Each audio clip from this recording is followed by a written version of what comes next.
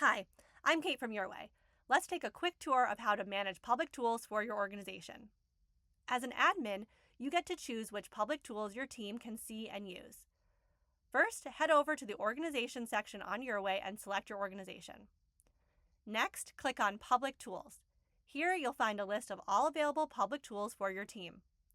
To hide a tool from your users, simply toggle off its visibility. Instantly, your organization users will no longer see that tool in their dashboard. Want to make that tool visible again? Just return here and toggle it back on. It's that easy. Quick heads up, if anyone on your team is a member of multiple organizations, they'll still see any public tools available to them in those other organizations. Thanks for watching. Now you know how to manage public tool visibility in Yourway.